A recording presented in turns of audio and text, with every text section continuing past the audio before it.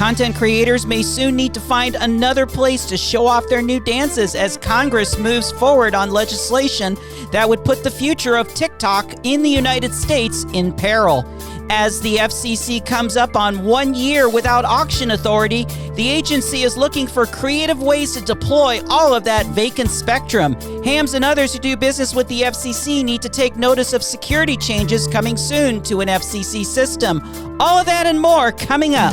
REC, FCC Today, Peachy Bradley. This is FCC Today, the podcast for Thursday, March 7, 2024. As reported by The Hill, today the House Energy and Commerce Committee unanimously advanced a bill that would require TikTok's China-based parent company, ByteDance, to divest itself from the app or face a ban in the United States. The Protecting Americans from Foreign Adversary-Controlled Applications Act, which was introduced by Mike Gallagher, Republican from Wisconsin, and Raja Krishnamurthy, Democrat from Illinois, received overwhelming bipartisan support. Gallagher and Krishnamurthy are the top lawmakers on the House Select Committee on the Chinese Communist Party. On Tuesday, before the vote, Commissioner Brendan Carr came out in strong support of the legislation, stating that, quote, TikTok's own conduct makes it clear that it is beholden to the Chinese Communist Party and presents an unacceptable threat to U.S. national security. Indeed, TikTok has been caught engaging in a pattern of illicit surveillance and making false statements about personnel in Beijing accessing sensitive U.S. user data. These facts are laid bare for the world to see when the House Energy and Commerce Committee held a TikTok oversight hearing last year. And that's where there is a broad bipartisan consensus that TikTok cannot continue to operate in the U.S. in its current form. Sponsors of the legislation state that the bill does protect First Amendment rights because it regulates conduct, not content. The bill is not based on TikTok's content or any other protected speech, but instead is based on TikTok's illicit conduct, namely the concrete threat to national security that TikTok poses as evidenced by its own actions, conduct that is not protected by the First Amendment. The Hill reports that some groups, such as the ACLU and the Knight First Amendment Institute at Columbia University, have criticized the new bill over free speech concerns. The White House, while not endorsing the legislation, called the bill, quote, important and welcome. As we come up on the 1-year anniversary of the lapse in FCC auction authority, the agency is looking for a new way to utilize unassigned spectrum for wireless services. Over time, the FCC has had different methods of resolving mutual exclusivity for spectrum licenses. In the early days, this was done through a comparative review process in which the applicants would have to state why their request would be best compared to others from a public interest standpoint. Comparative reviews have been seen as subjective and can result in numerous appeals. For a short period of time, Congress authorized the FCC to use random selection, which in many cases resulted in a windfall for speculators.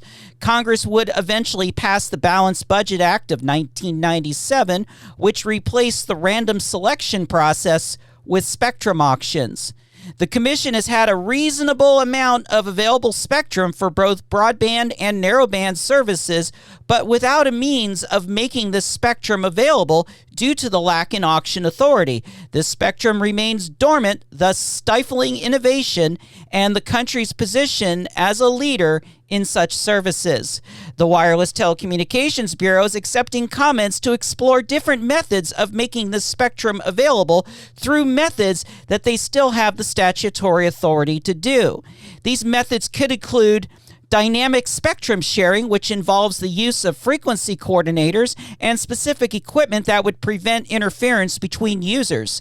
Non-exclusive site-based licensing, which would require users to coordinate their operations either between each other or through a third-party frequency coordinator. The Bureau is also looking at options that would permit the leasing of inventory spectrum.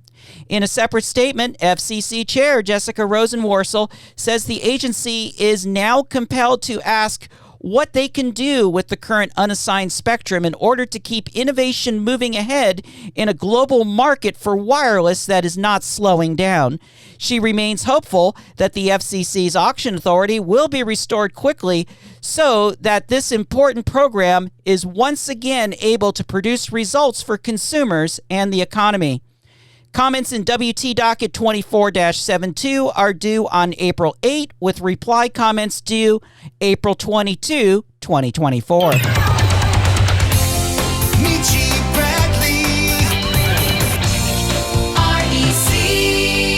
It's the Michi. Thank you for joining us on FCC Today, the podcast where we bring the Daily Digest to life. Look for this podcast on the Michelle Bradley YouTube channel. Please visit the channel, like the video, and hit that notification dinger to be informed of updates. FCC Today is also available through major podcast providers and on the web at FCC.today. YouTube channel subscriptions are important to us, so please subscribe. Thank you for your support. On review, the full commission upholds the joint decision of the Wireless Telecommunications Bureau and the Media Bureau in the case of Indian Peak Properties, LLC, in respect to over-the-air reception devices, also known as OTARDs. The OTARD rule, which was a product of the Telecommunications Act of 1996, prohibits state and local governments from invoking laws, regulations, or restrictions on the ability for homeowners and renters from installing and maintaining OTARDs, which are used for the reception of over-the-air television and radio. The rule has been clarified over the years to also include equipment for both the transmission and reception of internet services via microwave or satellite, as well as for hub and relay antennas. In May 2022, Indian Peak filed 5 petitions for declaratory ruling seeking preemption under the OTARD rule of a decision by the city of Rancho Palos Verdes, California, to revoke a conditional use permit for antennas on a building pursuant to the city's zoning ordinance. The petitions involved 6 antennas placed on the roof of a location where the roof space was being leased out to other providers. The Bureau's decision suggests that in order for the OTARD rule to apply, there must be someone who resides in the location that will actually be the end user of the service. In this case, it appears that the location was used solely for the purpose of relaying wireless signals.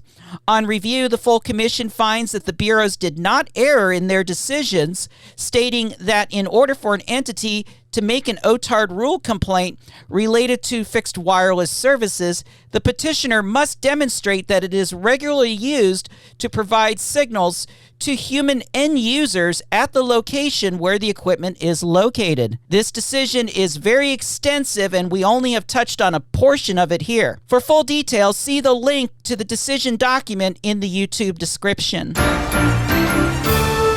The Office of the Managing Director has announced that starting on May 29, 2024, an additional layer of security will be added to the FCC's Commission Registration System, or CORS. Starting on that day, users attempting to log into CORS will be met with two-factor authentication, where they will receive an email at the address associated with the CORS account, and they will be required to enter in a 6-digit verification code before they can proceed into the system. The CORS system is used for the assignment and maintenance of FCC registration numbers, or FRNs, as well as for paying application and regulatory fees. The FCC recommends that core users confirm that they have access to their username account's email and they have a secondary email address saved in their account profile just in case. Again, two-factor authentication will be starting in CORS on March 29. Make sure that your account is properly set up. This affects anyone who has an FRN with the FCC, including licensees in the amateur radio service. Don't get locked out. REC recommends that all users verify their account details by logging into CORS prior to March 29. And finally, The audio division is continuing to process LPFM applications from the 2023 filing window. As of Thursday, March 7, 2024 at 6 p.m. Eastern Time, 352 applications have been granted, 302 have been dismissed, 376 have been accepted for filing, and an additional 306 applications are either mutually exclusive or otherwise not yet accepted for filing. The audio division has completed processing applications in Delaware, Maine, South Dakota, and Utah. Keep up with the play-by-play action from the window at FCC.today, the website, and the REC window tracker tool at recnet.com/window. FCC Today. FCC Today, the podcast, is available on the Michelle Bradley YouTube channel. Please like the video and subscribe to the channel. It's also available on Podbean, TuneIn, Apple, iHeart, and other podcast providers. For up-to-the-minute action at the Media Bureau and throughout the agency, visit our website at FCC.today. REC Networks, always on at recnet.com for assistance. With LPFM full service and FM translators, contact REC Networks 202-621-2355. For now, I'm Michelle Bradley, SBE Certified Broadcast Technologist, wishing you a good day from Riverton. REC.